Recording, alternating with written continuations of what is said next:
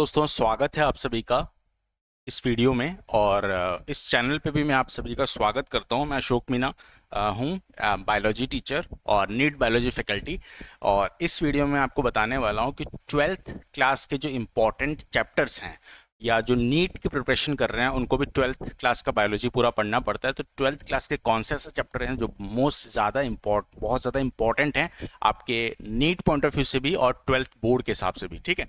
तो इस वीडियो को शुरू करने से पहले अगर आपने इस चैनल को सब्सक्राइब नहीं किया है तो प्लीज़ सब्सक्राइब कर लें, बेल आइकन को प्रेस कर दें ताकि आपको सारे नोटिफिकेशन मिलते रहें। अगर आपके किसी प्रकार का डाउट है तो आप चैनल के अबाउट सेक्शन में जाके मेरे नंबर पे मुझे व्हाट्सअप कर सकते हैं या फिर आप कमेंट सेक्शन में भी बता सकते हैं, ठीक है।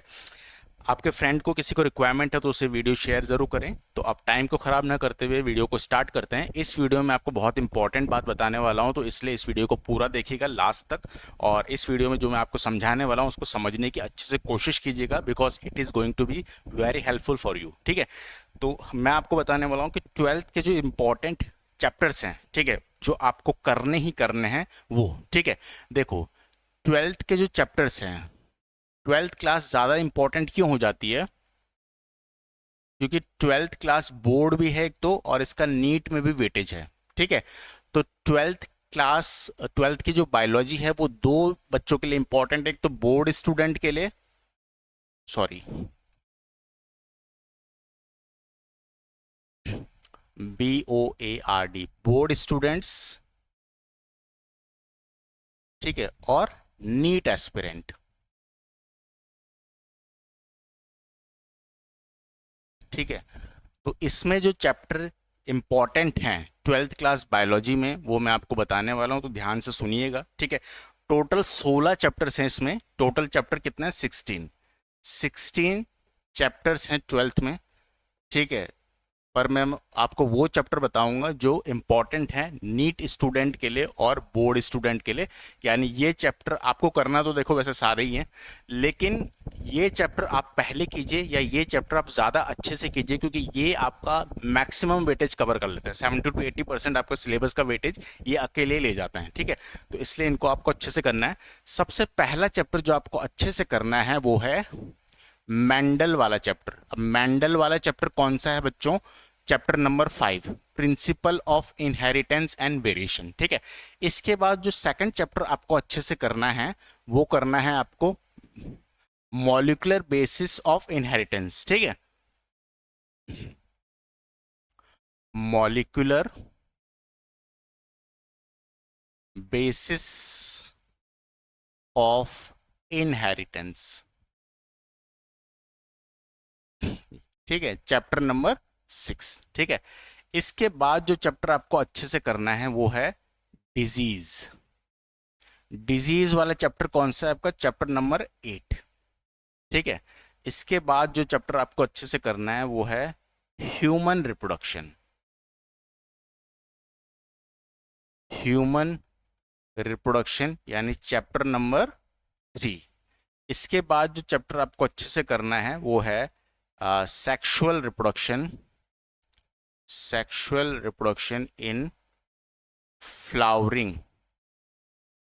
प्लांट, ठीक है। ये है आपका चैप्टर नंबर 2, ठीक है। इसके बाद जो चैप्टर आपको बहुत अच्छे से करना है वो है principle and processes of biotechnology, ठीक है। ये है आपका चैप्टर नंबर 11। इसके बाद जो चैप्टर आपको अच्छे से पढ़ना है वो है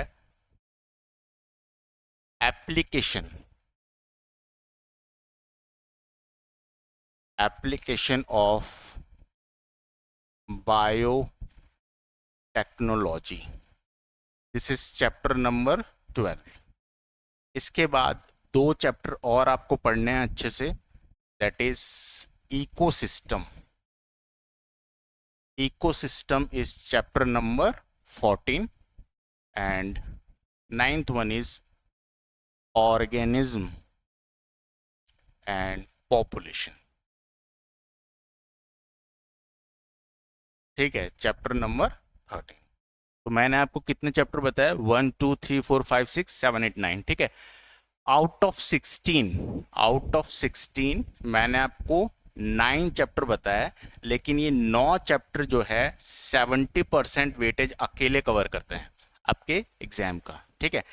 आप बोर्ड एग्जाम दें या फिर आप नीट एग्जाम दें, ये 70% वेटेज आपका कवर कर लेते हैं ये 9 चैप्टर्स, ठीक है। तो इनको आपको करना ही। कुछ चैप्टर ऐसे हैं उनको मैं बता देता हूं, जैसे आपको मॉलिक्यूलर बेसिस ऑफ इनहेरिटेंस पढ़ने से पहले ये पढ़ना पड़ेगा, क्योंकि आपको जेनेटिक्स का बेसिक नॉलेज होगा तभी आप इस चैप्टर को पढ़ा समझ पाएंगे। तो कुछ चैप्टर का मैं आपको बताता हूँ कि कैसे पढ़ना है आपको, ठीक है।